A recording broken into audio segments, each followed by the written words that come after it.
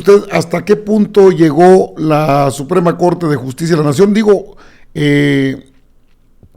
¿hasta dónde llegó el poder que tuvo la Suprema, o que tiene todavía la Suprema Corte? Acaba una jueza de dar un amparo contra la ley de amparo. Es increíble, es que no entienden. Y que Pedro Miguel, un integrante del Consejo del Instituto Nacional de Formación Política de Morena, y por su parte Miguel Ángel Puga, también hacen comentarios respecto a todo esto que está pasando. ¿Y cómo no entienden la democracia? No, sí la entienden. Lo que pasa es que para ellos la democracia era que siempre les fuera bien a ellos. No les importó el pueblo, nunca les ha importado. Y lo digo con experiencia propia. Y lo digo porque lo he vivido. Y lo digo porque lo he conocido de primera mano. Nadie me lo ha contado. Eso lo conozco por vivencia propia, por mi propio trabajo, como periodista, como reportero, si usted quiere, en diferentes etapas de mi vida. Claro que conozco esta situación. Y le puedo decir que, bueno, estos integrantes del Poder Judicial no entienden. Una jueza da entrada a primera demanda contra la reforma a la ley de amparo, de AMLO.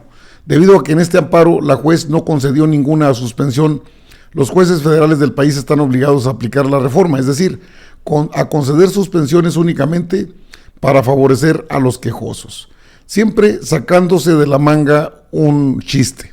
Un juez federal admitió a trámite el primer amparo contra la reforma a la ley de amparo que prohíbe a los juzgadores conceder suspensiones para frenar la entrada en vigor de las leyes emitidas por el Congreso de la Unión. Ojo, porque esto va, la tendencia de esto es, van a tratar de ampararse contra las reformas al Poder Judicial. La juez primero de distrito en materia administrativa en la Ciudad de México, Minerva Erlinda Mendoza Cruz, dio entrada a la demanda del abogado Luis Miguel Cano López, quien afirmó que la reforma afecta su derecho al amparo, es decir, el derecho a recibir protección judicial para salvaguardar los derechos humanos que la población considere que se están violando. El abogado, que desde hace 20 años se ha dedicado a llevar casos de defensa de derechos humanos, solicitó una suspensión para evitar la entrada en vigor de la reforma. Sin embargo, la juez rechazó conceder la medida y será hasta el próximo 27 de junio que analice si concederá o no la suspensión definitiva. En la demanda fueron señalados como autores responsables las cámaras de diputados y senadores y el presidente de la República por ser quienes participan en la aprobación y promulgación de leyes y reformas en el país, como ocurrió con la reforma a la ley de amparo. La juez señaló para el próximo 1 de agosto para realizar la audiencia constitucional en la que define si concede o no el amparo. Esto ya es el colmo de lo que hace el Poder Judicial. El colmo porque constitucionalmente, la Constitución establece con toda claridad quiénes son los responsables de establecer las leyes, modificar leyes. Eso no tiene ni discusión. Eso lo establece la propia Constitución Política del país. Lo que pasa es que la Suprema Corte ha invadido facultades. La ministra del Pueblo, Lenia Batres Guadarrama, ha señalado la gran cantidad de nepotismo y la intromisión grosera del Poder Judicial al Poder Legislativo sin que nadie les diga nada. Sí, son patadas de ahogado, pero hay que tenerlas en cuenta. Le decía de Pedro Miguel, integrante del Instituto Nacional de Formación Política de Morena, señaló esto respecto al tema que estamos tratando. Cuando se ganan mayorías absolutas en el Congreso en 2018 y se ratifican esas mayorías absolutas en 2021, la oposición decide emprender un boicot legislativo sistemático y entonces la 4T, que no tiene la mayoría calificada, es decir, tiene la mayoría absoluta, 50% más 1, pero no tiene los 2/3 de votos en las cámaras, entonces no puede tocar la Constitución. Y la Constitución se queda congelada por designio de una minoría. Se busca entonces hacer reformas en las leyes secundarias, para las cuales se basta la mayoría absoluta de Morena y sus aliados, el Partido del Trabajo y el Verde, y aparece en acción el Poder Judicial y empieza a tirar una por una todas las reformas. argumentando que son anticonstitucionales, que hubo violaciones al proceso, que la votación no ocurrió a las 10 de la mañana, sino a las 3 de la tarde y por lo tanto no es legítimo. En fin, el Poder Judicial se conforma como un como un antipoder legislativo, boicotea de manera sistemática las políticas públicas, particularmente las energéticas, que buscan recuperar la soberanía nacional en el sector energético, y se conforma como un contrapoder ejecutivo. Entonces tenemos un poder judicial que crea su propia dictadura, ¿no? Un poder judicial en cuya cúpula hay 9 personas que fueron designadas en un cónclave de partidos y que sin embargo tienen más poder que las mayorías que tienen detrás un respaldo de 30 millones de votos. Es decir, el respaldo de la voluntad popular. En esa circunstancia, Andrés Manuel López Obrador lleva la elección de este año no solo a una condición plebiscitaria, a un referendo, a un gran referendo sobre la transformación en marcha, sino que también le pone al electorado, a consideración del electorado, decir, bueno, necesitamos 2/3 de las cámaras para avanzar en las reformas constitucionales, para ir depurando la Constitución de todas las perversiones, de las distorsiones que le metieron los regímenes neoliberales, los cuales, de manera legítima y generalmente ilegítima, sí contaban con los 2/3. Concretamente, en el sexenio pasado, el PRI, el PAN y el PRD forman una coalición de facto para aprobar las reformas que se conocen como Pacto por México, y que son, pues, una demolición de lo que quedaba del sector público, de la propiedad pública, de derechos laborales, del derecho a la educación, etcétera, ¿no? Bueno, para sorpresa de todos, incluido yo, el pueblo decidió darle un mandato a la 4T para que cambiara la Constitución, y le dio las mayorías calificadas. No sé si en ambas cámaras, quizá en el Senado falten 1 o 2 legisladores. En la Cámara de Diputados la mayoría calificada es un hecho para la coalición gobernante. Y entonces entramos en una segunda etapa en la que podemos cambiar las reglas.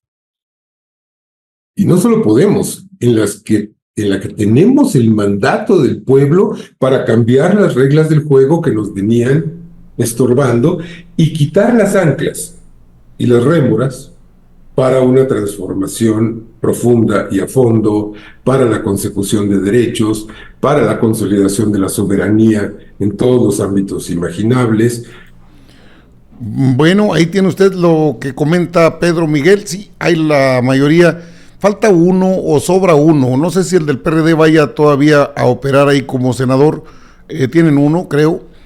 En diputados tienen uno. Creo que se los dieron por la alianza. Pero si ya no existe el partido, ¿cómo puedes darle a esos personajes ese poder que ya no tienen? Ahora, Miguel Ángel Puga, uno de los también líderes de la Cuarta Transformación, señala cómo la democracia es concebida de acuerdo a los intereses políticos de este PRIAN que no acaba de entender lo que les pasó. Así que afirmar que perdimos democracia justo después de un proceso electoral masivo es una gran contradicción, pues al votar estamos construyendo y defendiendo la democracia. Más bien, los que escriben ese tipo de frasecitas grandilocuentes deberían ser sinceros y escribir: no nos gustaron los resultados porque amamos la posibilidad de que PRI y PAN regresen al poder. Sin importar el autoritarismo, la corrupción, la represión y el servilismo ante intereses extranjeros, entre otras cosas. Si fueran sinceros deberían decir eso. Hablan de dictadura, entre comillas, que es un régimen totalmente opuesto a la democracia.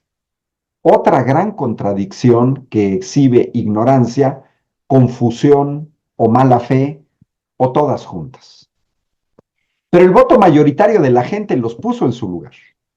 Los menos ingenuos sabían que la doctora Claudia Sheinbaum arrasaría en las elecciones por la presidencia de la República. Los sorprendidos, pues es porque le creyeron de manera dogmática a la casa, entre comillas, encuestadora Massive Caller.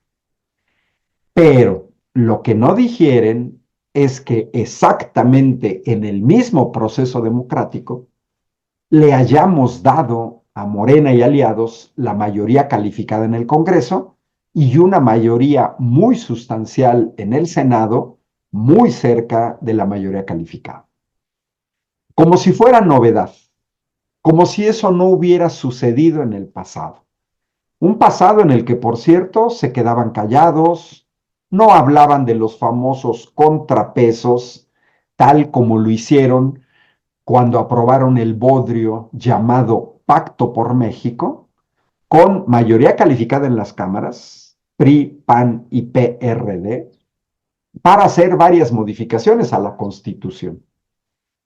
Y a pesar de que esas modificaciones fueron sumamente perjudiciales para la nación, como las reformas energética y, entre comillas, educativa, porque en realidad era una reforma laboral disfrazada de educativa, esta derecha y esta nueva oposición en México se quedaron callados. Nunca mencionaron la necesidad de contrapesos. Así que es por lo menos curioso que hoy, con nombre y apellido, salgan a defender la necesidad de los contrapesos. El haberse quedado callados ante la modificación de 495 artículos constitucionales durante el periodo neoliberal, mediante mayorías calificadas en ambas cámaras, los desautoriza para salir ahora con la falacia de los necesarios contrapesos que nunca pidieron en el pasado. Bueno, y esto está por demás interesante si le agregamos la realidad de que no se trata de tener un poder judicial cooptado por el poder ejecutivo ni el poder legislativo.